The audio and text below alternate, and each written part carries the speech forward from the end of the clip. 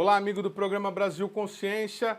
Nós estamos começando esta edição e vamos trazer para vocês todas as informações sobre o estudo da USP que fez a contagem dos manifestantes na Avenida Paulista na manifestação do último dia 24. Você vai saber todo o trabalho de monitoramento de redes sociais realizado por eles. Mas antes, a gente vai falar sobre a 5ª Conferência Nacional de Ciência e Tecnologia. Diversos estados estão realizando suas conferências estaduais para preparar o conteúdo que será apresentado durante a Conferência Nacional no meio deste ano. E é para falar sobre isso que a gente vai em contato agora com o professor Glaucio Oliva, que está nos atendendo diretamente do carro dele em deslocamento, num esforço aqui para responder às nossas perguntas. Obrigado, professor. Obrigado por você ter nos atendido. E eu gostaria que o senhor começasse essa entrevista explicando para o nosso telespectador qual é a importância, qual o objetivo dessa etapa estadual da conferência. Boa tarde. Boa tarde a todos que estão hoje nos ouvindo e assistindo. Para mim é uma honra estar aqui com vocês para contar um pouco sobre a realização. Hoje começou a Conferência Estadual de Ciência, Tecnologia e Inovação do Estado de São Paulo, uma conferência preparatória para a 5ª Conferência Nacional de Ciência, Tecnologia e Inovação. E essa pergunta é muito pertinente. Para que a gente chama uma conferência de ciência e tecnologia, não é mesmo? O fato é que ciência e tecnologia são hoje o principal motor que move o mundo. Né? Nós somos o que somos hoje em termos de infraestrutura, em termos de saúde, em termos de todas aquelas coisas que compõem a nossa vida cotidiana, são fruto da ciência. E as demandas e prioridades cada vez são mais complexas e mais diversas. O mundo em que nós vivemos, cheio de transições, como as mudanças climáticas causadas pela ação do homem, como a transição digital, com todos os desafios que a inteligência artificial nos traz, a transição energética, que hoje nos obriga a buscar fontes de energia renováveis, todas as questões envolvidas no mercado de trabalho, num mundo em transformação digital, os desafios de saúde na área de doenças, mesmo na área de doenças infecciosas. A gente viveu uma pandemia recentemente, tem que estar preparado para as próximas, mas também nas áreas de doenças não comunicáveis, como câncer, como os problemas da saúde mental associados ao fim moderno. É só para elencar alguns exemplos de como a ciência nos anos vindouros nos traz grandes desafios e como a gente deve se organizar, planejar, estabelecer prioridades, diretrizes. E é isso que a Conferência Nacional se propõe a fazer, né? Ouvir a todos os atores, todos os participantes desse processo, aqueles que produzem ciência, as empresas que utilizam os dados da ciência, as informações, os conhecimentos da ciência e da tecnologia no aprimoramento dos seus processos, dos seus produtos, as empresas de base tecnológica e, principalmente, as demandas da sociedade, seja em todas as áreas, né? De educação, de saúde, de transporte, de bem-estar, a vida do cidadão nas cidades. Todas essas são questões que requerem ciência, requerem investimentos e, por isso, requerem priorizações e planos muito detalhados que acreditam que fazendo investimentos que depois sejam interrompidos, simplesmente se mudam governos e dirigentes. Né? Então, no longo prazo, nós precisamos de um plano, de uma estratégia, um plano e uma estratégia para os próximos 5, 10 anos, que possa criar esses investimentos.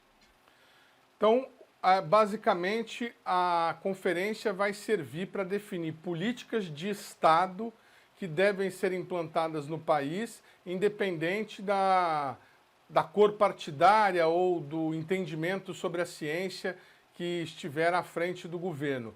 E a gente viu aqui um pouco da programação, tem áreas temáticas, como, por exemplo, a questão da emissão de gases de efeito estufa. O que vocês pretendem apresentar? Quem serão esses atores e quais são os tópicos ou as áreas que vocês devem discutir? Veja, essa é uma conferência não só para os especialistas. Tá? Eu costumo dizer que a gente está vendo aqueles que produzem ciência, são aqueles que consomem ciência. Né?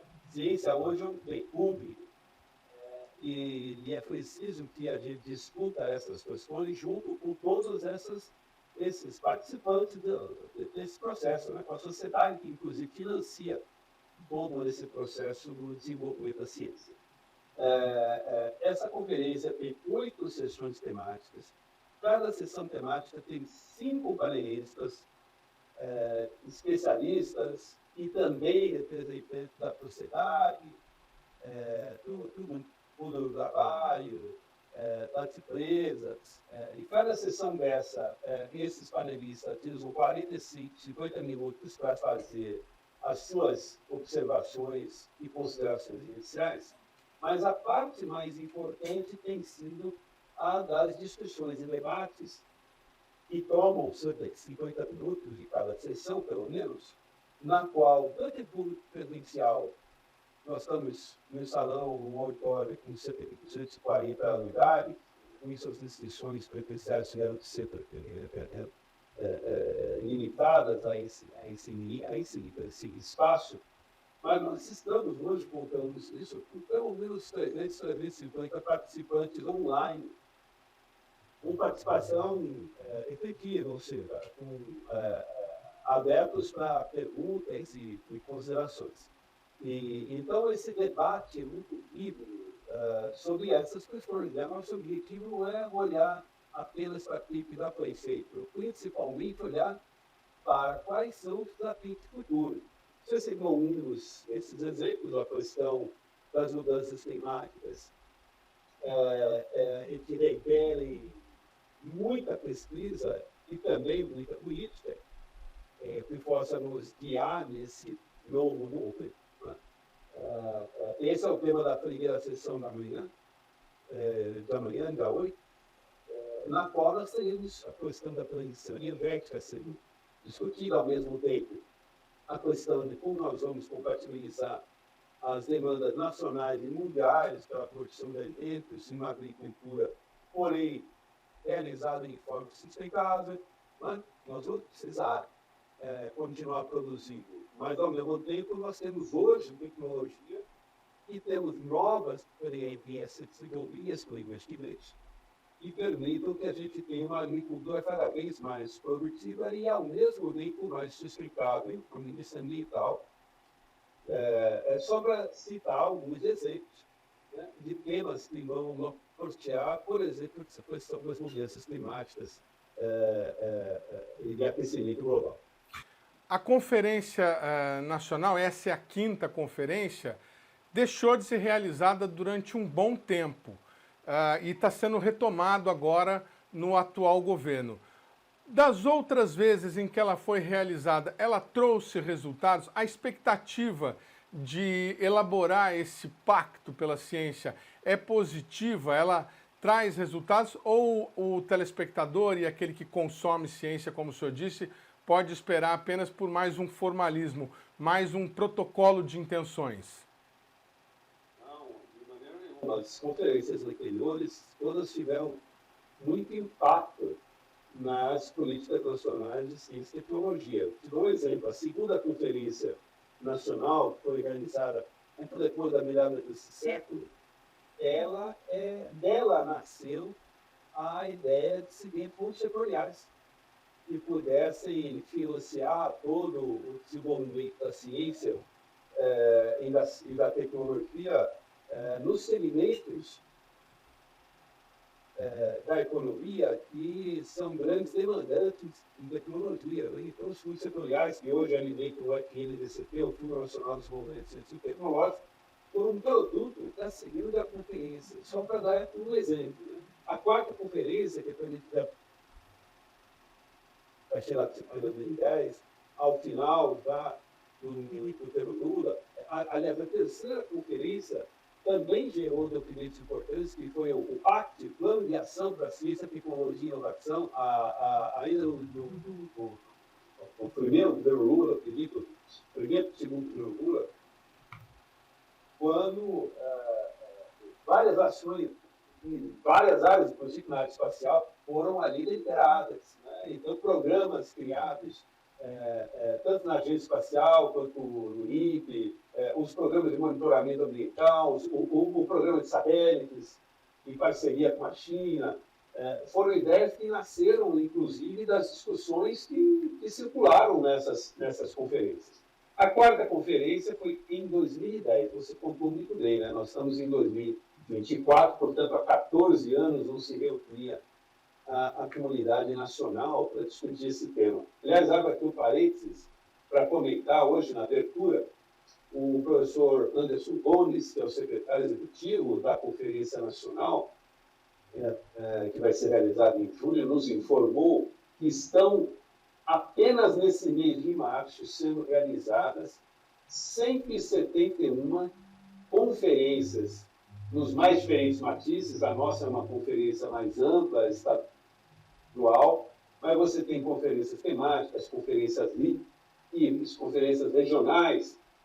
São 170 atividades, conferências que são preparatórias, cada uma delas produzindo relatórios sistematizados, que vão ser todos eles integrados por uma comissão de sistematização. A gente tem que encaminhar essas informações até meados de abril, para que na Conferência Nacional todo esse input, toda essa contribuição que vem vindo, né, de país inteiro, de todas as áreas, possam ser condensadas em um plano com diferentes níveis de detalhamento. É claro, né? Se você não pode ter, se você quer elencar prioridades, você não pode ter 1000 prioridades, né? Mas você pode ter algumas áreas determinadas como prioritárias que depois se desdobram em ações cada vez mais específicas e que resultem, no final da conta, em programas nos quais investimentos que venham a ser feitos com a FNDCT, com recursos do próprio governo, com recursos da indústria, que nós consigamos, né, ter um avanço, mas de uma forma organizada, sabe?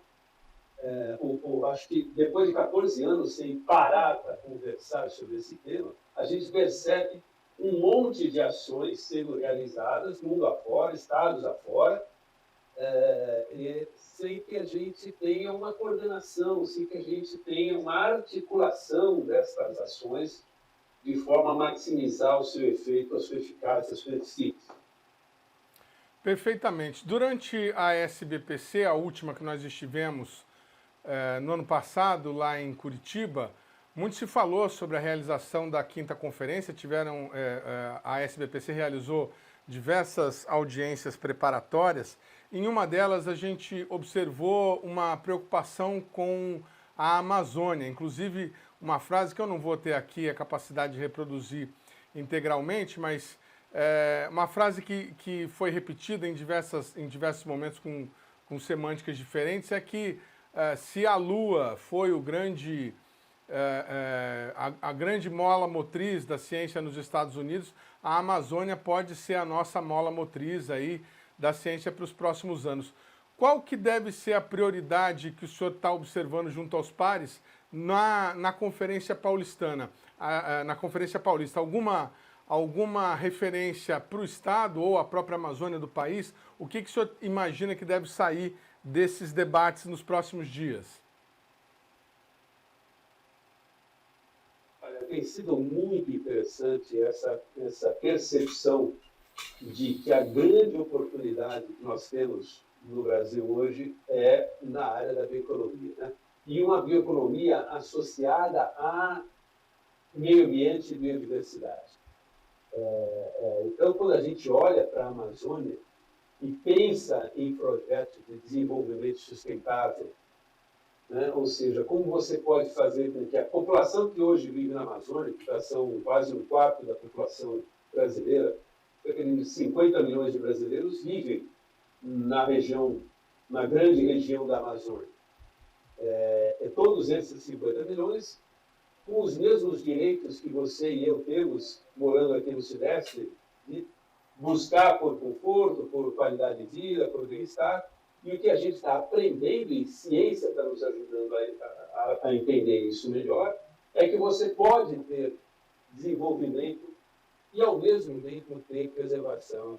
Se você puder aproveitar e empoderar as pessoas que vivem nessas regiões amazônicas a aproveitar os seus produtos. Por exemplo, você tem produtos da nossa biodiversidade que poderiam ter um valor econômico extraordinário se a gente conseguir criar uma cadeia de preservação e de logística para que esses produtos sejam, né, aproveitados do ponto de vista comercial internacional. Imagine que você possa ter sistemas de embalagens que protejam contra a degradação, você pode ter esses sistemas de transporte que sejam integrados às realidades da Amazônia. E tudo isso você tem que fazer com tecnologia. Você tem que pensar a Amazônia não como uma coisa que tem que ser fechada as portas e preservada. Você tem que pensar em como conhecer com profundidade, né, toda a sua universidade e dela, como fazer dela um instrumento de preservação ambiental e de fixação de carbono e de redução de emissões, mas ao mesmo tempo de dar qualidade de vida para essas pessoas. Né? E isso se reflete na Amazônia, mas se reflete também aqui no Sudeste e aqui nas outras regiões do país. Quer dizer, nós temos condição hoje de fazer uma agricultura, por exemplo, mesmo agricultura extensiva, mas que utilize essa integração, por exemplo, na agricultura, pecuária, floresta, em que você mantém fixação de carbono, em que você agrega valor com isso. A bioeconomia é, de fato, a nossa grande oportunidade como país no cenário global. Muito bem, eu quero agradecer demais o esforço do professor Glaucio Oliva de nos atender. A conferência vai acontecer, está acontecendo, né, nesta quinta-feira e nesta sexta-feira, mas os vídeos que foram apresentados serão mantidos na internet, no YouTube, para que você possa conferir. Estamos colocando aí para você na tela nesse momento o link. Obrigado, professor, e sucesso na conferência e também na Conferência Nacional.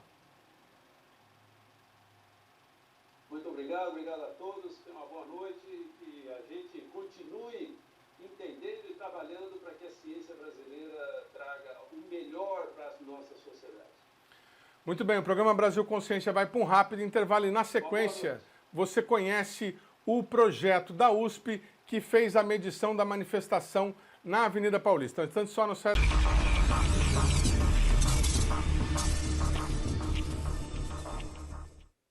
Estamos de volta, amigo do programa Brasil Consciência, agora para falar sobre o assunto principal desse nosso programa, o projeto da USP que tem se destinado a fazer o monitoramento de movimentos políticos nas redes sociais e também a contagem das manifestações, como a última ocorrida na Avenida Paulista. E para falar sobre esse trabalho que está sendo desenvolvido na USP, eu estou aqui com o doutor Márcio Moreto Ribeiro.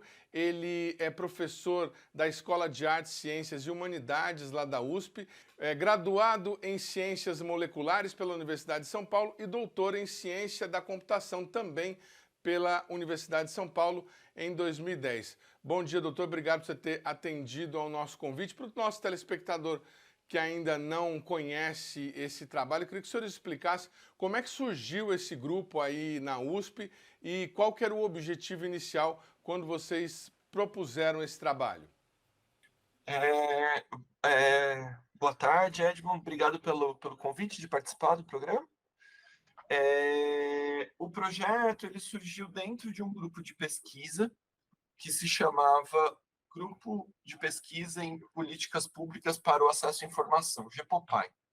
O grupo originalmente ele era formado por 3 professores da USP, lá da USP Leste, né, da IACH, e acho que ele existe desde 2008, 2006, 2008, não sei, ele já tem muitos anos. Eu ingressei como professor da USP em 2013, e assim que eu ingressei, eu entrei no grupo, eu pedi para entrar, comecei a participar das reuniões, eventualmente o grupo se separou. Eu e o professor Pablo Hortelado formamos o Monitor do Debate Político no Meio Digital, que é o projeto que existe até hoje. Desde 2016, mais ou menos, 2015, 2016, a gente tem investigado, nosso tema central de investigação é a polarização do debate político público, enfim, a polarização da esfera pública, principalmente no Brasil. E a gente investiga esse tema principalmente por meio de dois métodos, né? Avaliação, monitoramento de mídias sociais e pesquisas de opinião, seja manifestação, seja de âmbito municipal. Muito bem. Bom, e chamou a atenção no último dia 25, né?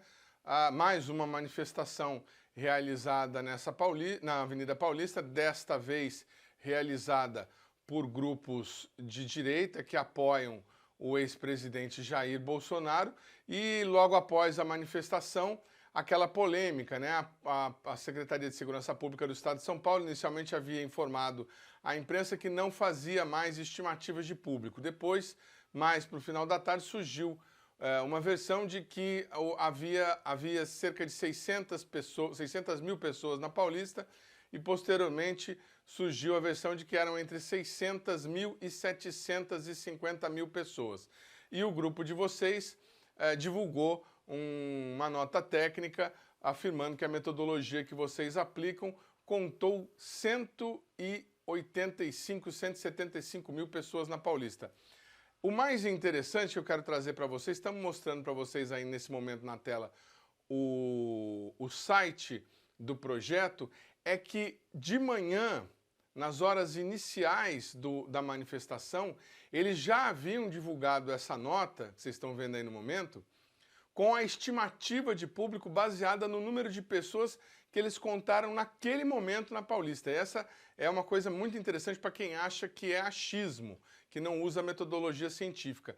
Um público recorde para as manifestações nos últimos 2 anos. Então, professor, esclareça aí a dúvida nossa e de muita gente, como é que vocês fazem esse trabalho, como é que vocês chegam à conclusão do número de pessoas que havia ou não na Paulista? A gente tem experimentado, Edmond, já faz alguns, acho que 2 ou 3 anos, né? Uma metodologia de contagem de público que se baseia em fotos por drones, né? Então, a gente faz fotos com drones na extensão toda do ato. Então, no caso, na Avenida Paulista, a gente fez uma série de fotos. Essas fotos, elas são tomadas de cima, porque é mais adequado para ferir a concentração, né? E a gente monta, né? Porque é uma espécie de um quebra-cabeça, né? O drone vai passando, tirando fotos de cima, e depois a gente precisa que as fotos preencham toda a extensão do ato, no caso da Avenida Paulista. Uma vez feitas essas fotos, elas têm que estar em alta qualidade, enfim, tem uma série de requisitos. A gente usa essas fotos para alimentar um software que faz reconhecimento de cabeças. Então, esse software automaticamente indica o que na foto ele identifica como uma cabeça, e aí ele conta quantas cabeças ele identificou. Então, a gente tem usado isso numa série de atos aí desde 2022, se eu não estou fazendo confusão. Então, 2022, 2023 e agora começo de 2024. E a gente tem aprimorado ele, a gente usa um software aberto, desenvolvido por um grupo de pesquisadores na China, mas o software é aberto, não sei para quem, se os ouvintes estão familiarizados com o conceito de software livre, de código aberto. Os pesquisadores eles desenvolveram e deixam isso disponível para qualquer outro grupo de pesquisa ou qualquer outro programador para aprimorar ou eventualmente utilizar o software, né? Então foi o que a gente fez. A gente começou a utilizar esse software. Os dados, então, para utilizar esse software, ele é um software de aprendizado de máquinas, que a gente chama, né? Então ele precisa de um treinamento. A gente baixou uma série de fotos que foram previamente ou fotos marcadas previamente, né, indicadas aonde estão as cabeças. A gente usou essa base de fotos para treinar o software e isso dava para a gente uma margem de erro de 20%. Então, as nossas medições elas podem estar 20% subestimada ou superestimada. E aí, com o tempo, conforme a gente foi se familiarizando com o software, a gente passou a alimentar o treinamento dele com fotos que nós mesmos tiramos, porque isso permite com que a gente treinasse o software nas mesmas condições que a gente está aferindo. E aí, uma vez treinado o software com as nossas próprias fotos, a gente conseguiu diminuir essa margem de erro de 20% para 12%. Então, hoje, a gente consegue medir a quantidade de pessoas em uma manifestação com uma margem de erro de 12% para mais ou para menos. É claro que existem limitações, como qualquer método científico tem limitações, a gente não está aqui defendendo um dogma, né? Não estou dizendo que o número é certo, eu posso, se tiver interesse, explorar um pouco essas limitações. De qualquer forma, aí você citou os dados da Secretaria de Segurança Pública, eu acho que uma das grandes diferenças é que a gente tem um método que a gente consegue debater, né? E ele tem limitações, mas a gente está aberto aqui a debater até com quem estiver fazendo aferições de medida com o método também que a gente possa comparar e discutir, né? No caso da Secretaria de Segurança Pública, eu adoraria discutir com eles, mas eles não divulgam os métodos que eles usam, eles não divulgam as fotos que eles usam, etc. De forma que a gente não tem como fazer esse debate com eles.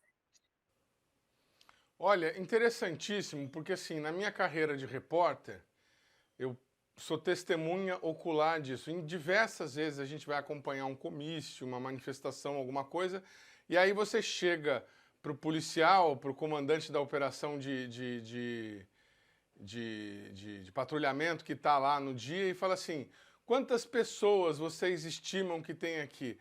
É normal o cara pegar, dar aquela olhada assim e falar assim, 30 mil, 50 mil, né? E assim, em algumas oportunidades eu tive a experiência de, no mesmo lugar, com aparentemente as mesmas pessoas, receber estimativas completamente diferentes, assim, de 15 mil para 150 mil, uma coisa absolutamente dispersa, né? Uma curiosidade saiu na imprensa, esse software chinês que vocês estão utilizando, olha que loucura, o software é chinês, né?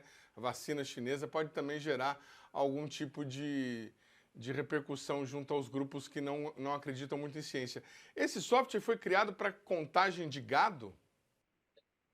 Não, eu não tenho essa informação, Edmond. Eu sei que ele é um software de identificação, ele não é exatamente um software de contagem. Ele é um software de identificação de cabeças, como eu te disse, e ele tem uma precisão e uma acurácia para cada, enfim, se a cabeça foi propriamente identificada ou não, cada uma das cabeças. Uma vez identificadas as cabeças, a gente calcula a quantidade de cabeças que ele identificou e a gente, como para o nosso interesse, o que nos interessa é a quantidade, né?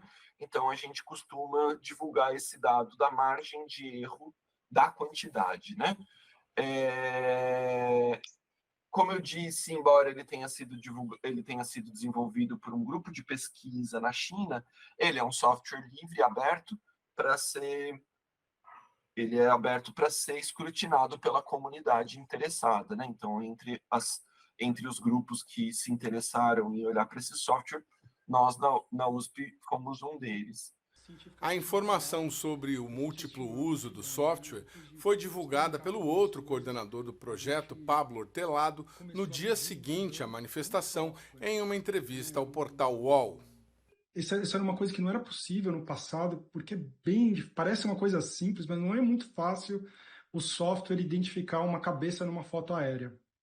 Mas, enfim, nos últimos anos os softwares ficaram mais precisos e a gente começou a adotar, né? A gente adotou um software de reconhecimento de cabeças em multidão, que ele é usado não só para isso, ele é usado também para contar gado. Gado mesmo, não o gado dos políticos. Outro portal de notícias, o Poder 360, também fez uma medição própria do público na Paulista. Segundo o portal, havia cerca de 300 mil pessoas. A metodologia usada, porém, seria falha, segundo os pesquisadores do Monitor Político da USP. Essa matéria, como eu estava dizendo, eles têm um método. É um método diferente do que a gente usa, mas é um método pelo qual faz sentido fazer o debate, por isso eu me dispus a fazer esse debate com eles. O jeito que eles calculam o método é medindo a extensão em que o ato se espalhou, no caso, a extensão toda da Avenida Paulista, e estimando uma densidade dos pontos da Paulista. Eles dividiram comigo algumas das fotos que eles usaram. A minha impressão, não quero aqui desqualificar o trabalho deles, acho que eles fizeram o melhor que eles podiam com as condições que eles tinham, mas eles tiveram que fazer uma estimativa de densidade com poucos dados sobre como estimar essa densidade. No meu entendimento, o que a gente faz é mais preciso, porque a gente tem as fotos aéreas de cima, em vez de serem as fotos na diagonal, as fotos na diagonal dão a impressão de ter mais gente do que tem. Quando você tem fotos de cima, você consegue pegar a concentração de uma maneira mais precisa. E a gente usou essas fotos aéreas de cima por drone, não fazendo a estimativa da densidade, mas sim efetivamente contando as pessoas. E claro, a gente não contou manualmente, a gente conta com esse software que tem limitações. Então, sobre as limitações, não o software, o software tem uma limitação que é mensurável, ele tem uma margem de erro de 12%. O que eu diria que é limitações do método é, por exemplo, a gente não leva em consideração pessoas que entram e saem do ato, né? Então, tem o Datafolha, em alguns momentos, tentou medir isso, tentou fazer um cálculo, eles têm um método para medir esse fluxo, né? Pessoas que chegam e que saem. Isso não é levado em consideração no nosso método. O nosso método está tentando estimar a quantidade de pessoas numa foto, né? Num momento específico. Então, a gente sabe que ali naquele ato o pico foi às 3 horas da tarde, a gente tem uma estimativa de quantas pessoas tinham na Paulista às 3 horas da tarde. Outra limitação do método, o método não consegue verificar pessoas que estão embaixo de árvores, pessoas que estão embaixo de bandeiras. Isso é uma limitação do método. A gente considera que isso é uma limitação pequena perto de uma estimativa feita grosseiramente. Você está descrevendo o trabalho da polícia, que às vezes só mais ou menos olha e diz quanto eles acham que tem. A gente acha que o nosso método dá uma precisão muito maior, mas não é sem limitações o nosso método também. Professor, uma outra questão. Essas fotos que vocês utilizam, elas são por drones operados por vocês, que vocês levam até a Paulista, ou vocês vão recolhendo imagens que são aí disponibilizadas na internet? Contrata um serviço, porque, bom, a gente poderia fazer nossas próprias fotos, mas isso precisa de todo um processo de licença para fazer isso, licença da ANAC, enfim. Acho que é a ANAC, acho que eu falei certo. Enfim, tem uma série de licenças que criam uma burocracia difícil para a gente que está na universidade. Então, a gente optou por contratar uma pessoa que já tem essas licenças, que já tem, enfim, que opera, que tem experiência com isso, e a gente contrata como um serviço, e aí a gente compra as fotos que ele faz. A pessoa que a gente contrata sabe exatamente, a gente instrui, né, de como tem que ser feitas as fotos para que a mensuração seja feita da melhor forma possível. Eu estou perguntando isso apenas pelo... vocês levam uma estrutura para Paulista, porque está aqui também no site do projeto uma interessantíssima pesquisa que vale a pena. Estamos colocando na tela nesse momento o link da pesquisa, que foi repercutida de maneira bastante intensa pela imprensa, pela grande imprensa no dia seguinte da manifestação, que é uma pesquisa de opinião realizada pelos integrantes do projeto com os manifestantes, entrevista em loco, corpo a corpo com os manifestantes. Foram entrevistadas 575 pessoas. E aí foram feitas algumas perguntas em diferentes eixos temáticos aqui de opinião. Olha só que interessante. Primeira pergunta da pesquisa: o que Bolsonaro deveria ter feito no final de 2022? 49% dos entrevistados acreditam que ele deveria ter decretado uma operação de GLO, Garantia da Lei e da Ordem, e 42% acreditam que ele deveria ter invocado o tal do artigo 142 para solicitar arbitragem das Forças Armadas sobre o processo eleitoral. Forças Armadas que faziam parte do governo. É bom que isso fique claro. A segunda pergunta, sobre o resultado das eleições e o estado da democracia. 88% dos entrevistados acredita que foi o Bolsonaro e não o Lula quem ganhou as eleições. E pior, 94% dos entrevistados, pior para o Estado Democrático, claro, 94% dos entrevistados acreditam que neste momento no país há excessos e perseguições da justiça contra o grupo político que saiu do governo, caracterizando a situação atual como ditadura. Uma nota, precisamos saber quando é que vai começar a sumir corpo e gente ser interrogada sob tortura no DOI-CODE.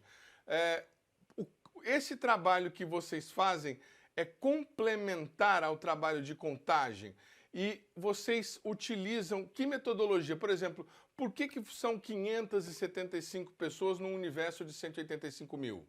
Obrigado pelas perguntas, Edmond. É sempre bom ter a oportunidade de esclarecer metodologia para um público mais amplo, que não seja um público tão acadêmico. São pesquisas complementares, né? Então são métodos completamente diferentes e, na verdade, pesquisa de opinião e manifestação a gente faz há bem mais tempo. Eu estava dizendo, né? A gente faz pesquisa de opinião e manifestação desde 2015 e a gente faz contagem de público desde 2022. No caso da pesquisa de opinião, o que a gente faz é uma amostragem significativa da população. Então, o jeito de se fazer uma pesquisa de opinião, você precisa de uma amostragem, e essa amostragem deveria ser o mais aleatório possível. No caso de uma população numa cidade, por exemplo, em que as pessoas têm hábitos muito distintos, né? Umas saem de casa, outras não saem, algumas saem para fazer compras, outras vão para o trabalho. É difícil você conseguir uma amostragem aleatória. Os institutos de pesquisa, quando fazem pesquisas, por exemplo, em âmbito nacional, eles têm um método de sorteio de quais cidades vão ser usadas para pesquisa, quais bairros, quais quarteirões, e tipicamente se faz, quando é pesquisa nacional, né, isso costuma ser feito em domicílio, né? Alguém vai e bate na porta. Enfim, algumas das pesquisas são assim, outros fazem por telefone, enfim.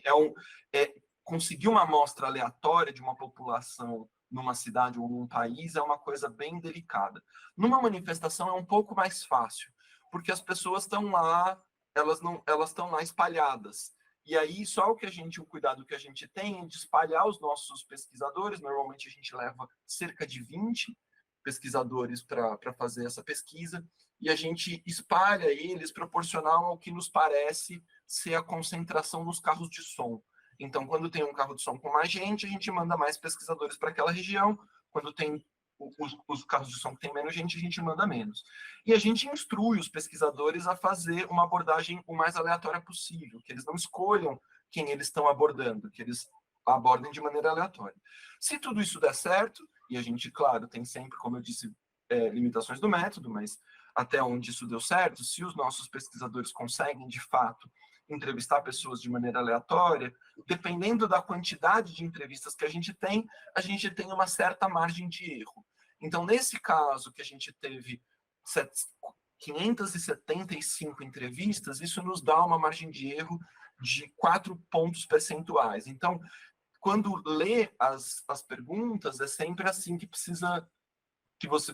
a gente precisa interpretar os dados, né? Cada um desses dados, quando a gente fala que foi, digamos, 89%, acho que se eu me lembro, por exemplo, que consideram que o país vive hoje numa ditadura militar, se não me engano, era 94% dos entrevistados, né?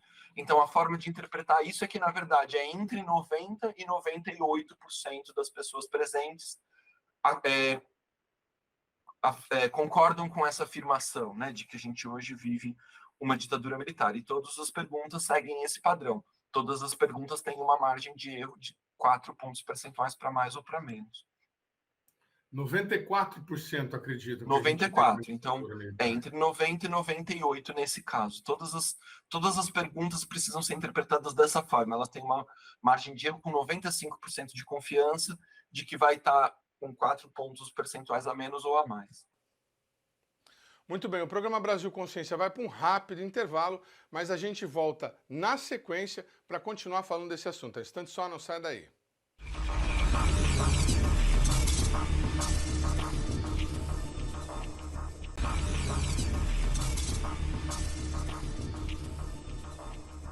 Terceiro bloco, a gente está de volta e continuamos aqui com o professor Márcio Moreto Ribeiro, da USP, falando sobre esse interessantíssimo projeto de monitoramento do movimento político no país, redes sociais, manifestações de rua, opinião pública, que tem repercutido bastante na imprensa nacional e que foi destaque aí nos últimos dias por conta das manifestações do dia 25. Professor, o senhor nos disse que esse trabalho, né, a contagem de público com essa metodologia por fotos começou há 2 anos, mas o trabalho começou lá em 2016. Imagino eu que por conta de toda aquela grande leva de manifestações que nós tivemos.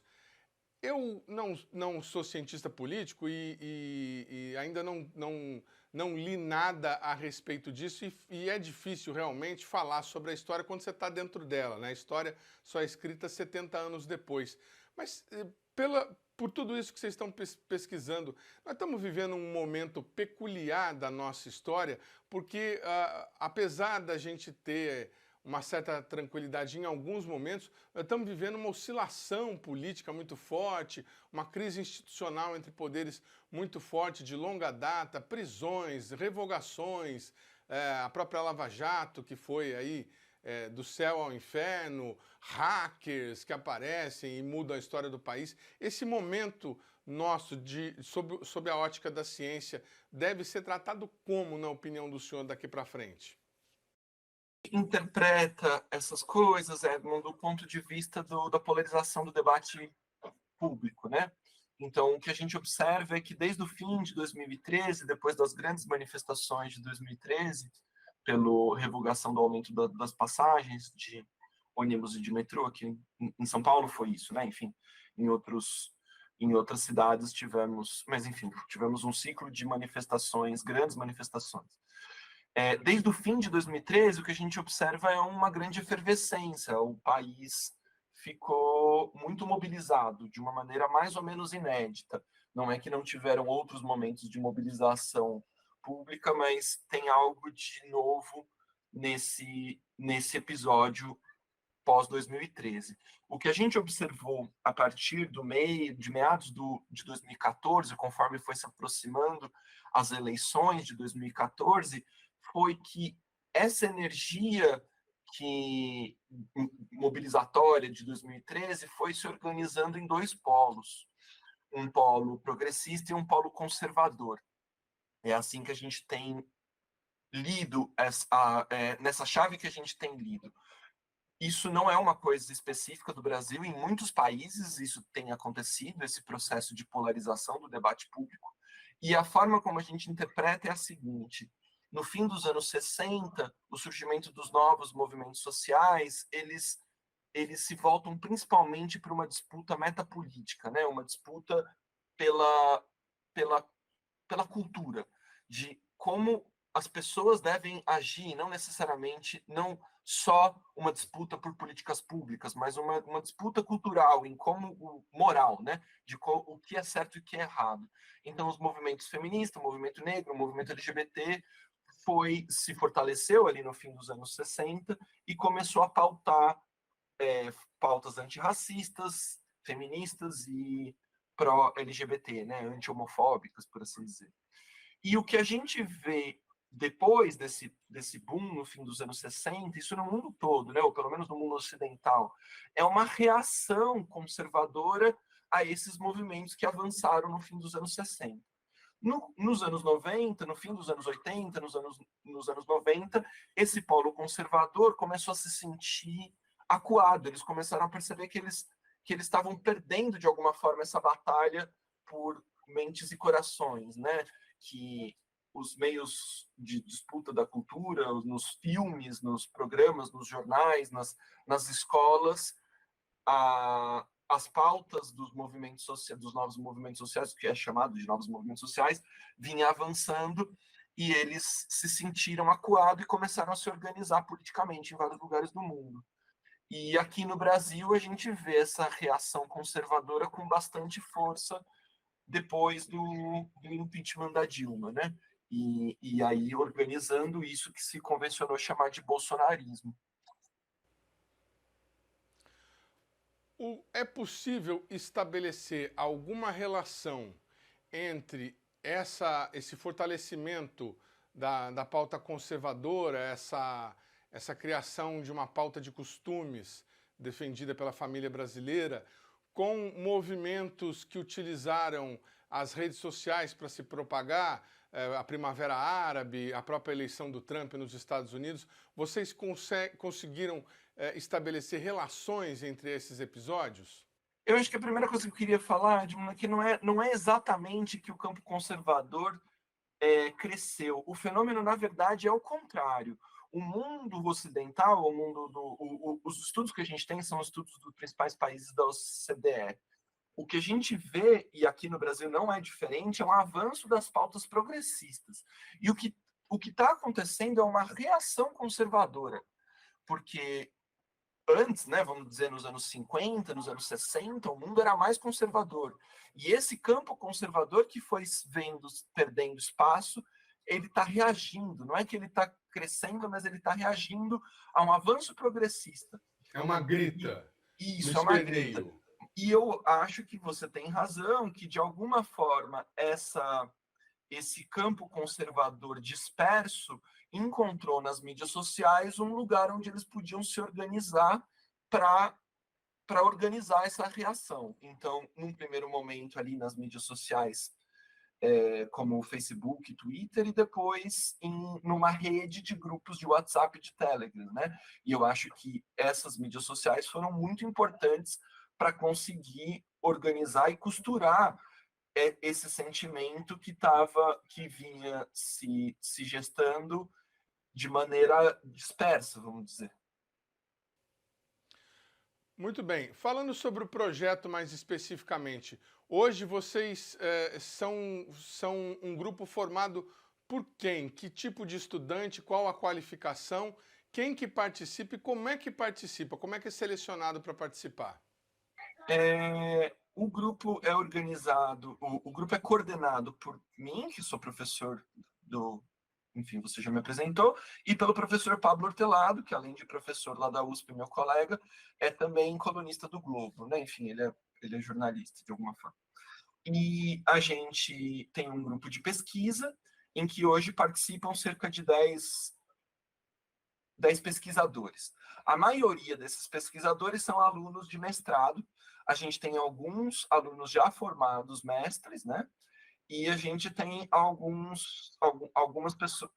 A gente tem uma pessoa que já é doutora, além de mim e do Pablo, e a gente tem alguns pesquisadores que não têm formação acadêmica. Mas, via de regra, a imensa maioria são estudantes nossos, ou lá da USP Leste ou da USP Butantã. O grupo é aberto para pesquisadores de outras instituições, mas normalmente, eu acho que a maioria dos nossos pesquisadores são alunos da USP, a maioria na fase de mestrandos, né?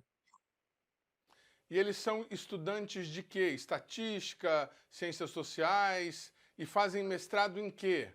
A gente tem um grupo bastante interdisciplinar, Edmond. Então, a gente tem desde estudantes de sistemas de informação, que é o curso pelo qual eu dou aulas na graduação, lá na USP. A gente tem alunos de matemática, a gente já teve alunos da física, a gente já teve alunos do direito, a gente tem uma porção de alunos que vêm da comunicação social, pessoas formadas em jornalismo, letras, e, enfim, é um grupo bastante interdisciplinar, mas eu diria que os dois grandes focos seriam ciências exatas e ciências humanas, né? Então, a gente tem algo ali em torno das ciências sociais e comunicação social, um foco, vamos dizer, de alunos que se interessam pelos nossos projetos de pesquisa, e um outro foco seriam alunos de computação e matemática e estatística, que também se interessam. A gente forma um grupo ali bastante interdisciplinar, e a gente se reúne toda semana, em formato híbrido, então algumas pessoas comparecem presencialmente, algumas pessoas participam online, até porque a gente tem pessoas de fora de São Paulo participando do grupo, e a gente sempre debate textos para ter um panorama, um, um tom comum, por assim dizer, de leituras que o grupo inteiro faz e debate, e principalmente a gente faz bastante debate de metodologia, seja das pesquisas do grupo como um todo, seja as pesquisas individuais de cada aluno que participa do grupo. Muito bacana. Para esclarecer quem tiver dúvidas, o grupo recebe algum tipo de subvenção pública, FAPESP ou da própria USP? Hoje, neste momento, a gente tem um projeto FAPESP, não está ligado a nenhuma dessas duas pesquisas que você está mencionando, mas a gente tem um financiamento da FAPESP para uma outra pesquisa, um trabalho em parceria com uma professora da Federal de Santa Catarina, a professora Letícia Cesarino, e a gente tem um financiamento que está terminando com a Fundação Ford, que fez uma doação, que faz uma doação para o nosso grupo via USP. Muito bacana. E quais são os próximos passos? O que vocês pretendem fazer? Estou mostrando de novo na tela o link do projeto, muito interessante, inclusive fazendo análise e mensuração de manifestações no governo argentino, lá do Milei. Para quem se interessa por política, por manifestações, estudos de política, sociologia, é leitura obrigatória. Quais são os próximos passos? O que vocês pretendem fazer? Há alguma previsão, por exemplo, de fazer checagem de notícias pela internet, o que é fake news ou não? A gente fez no passado bastante disso, de monitoramento de mídias sociais e trabalho sobre fake news. Tenho para mim, eu posso estar enaltecendo a mais, mas que a primeira matéria no Brasil sobre fake news foi uma repercussão de uma pesquisa nossa. Com o tempo foi ficando mais difícil. Perdão, desculpa, qual seria para a gente citar aqui, É professor? uma matéria da BBC na semana do impeachment da Dilma. A matéria do repórter Ricardo Senra, ele cita que 3 das 5 matérias mais compartilhadas no Facebook na semana do impeachment são notícias falsas. E aí ele fez a apuração, a gente fez o levantamento, ele fez a apuração. Foi uma parceria com a BBC. O que eu ia comentar é que a gente pretende seguir fazendo contagem de público. Não, eu estava dizendo que com o tempo ficou mais difícil fazer monitoramento de redes por restrições das plataformas. Então, uma das nossas pautas políticas, aí a gente defende isso em outras instâncias, é que seja regulamentado, que as plataformas sejam regulamentadas e que seja incluído na regulamentação das plataformas alguma forma que pesquisadores tenham acesso a dados que deveriam ser públicos, né? Enfim, o que a gente certamente vai continuar fazendo, a gente tem planos desse ano tentar seguir a contagem de público, e se tudo der certo, a nossa intenção era medir o público de todos os grandes eventos que acontecem na cidade de São Paulo durante o ano. Então, agora, depois de amanhã, a gente vai ter o ato do 8 de março, né, que é do Dia das Mulheres, que é um ato tradicional que tem todo ano. A gente pretende fazer a contagem de público lá. Além da contagem de público, a gente deve seguir fazendo pesquisa de opinião sempre que a gente julgar oportuno, que a gente julgar que é importante, que tem algo na manifestação que vai nos ajudar a entender o processo de polarização do debate público no Brasil, e isso sempre, infelizmente, restrito aos nossos limites orçamentários, né? Tá certo. Olha, eu quero agradecer demais a participação do professor Márcio Moreto Ribeiro aqui no nosso programa. Obrigado pelos esclarecimentos e sucesso aí na pesquisa e no desenvolvimento do projeto, viu? Eu que agradeço, obrigado pela oportunidade de debater, principalmente debater método, que isso é pouco... são raras as oportunidades que a gente tem de debater método para um público leigo. Muito bacana. O programa Brasil Consciência de hoje vai ficando por aqui. Você que quiser conferir os demais programas produzidos pela rádio do CineCT, deve acessar a nossa página que está aí para você na tela nesse momento. Todo o conteúdo do nosso programa já realizado está disponível na nossa página no YouTube e também aí na página da TVT, que você provavelmente já conhece. Dúvidas, críticas, sugestões, nosso e-mail é sempre o caminho para você conseguir falar com a gente. A gente volta na semana que vem com mais uma atração inédita para vocês. Tchau, gente. Obrigado, professor.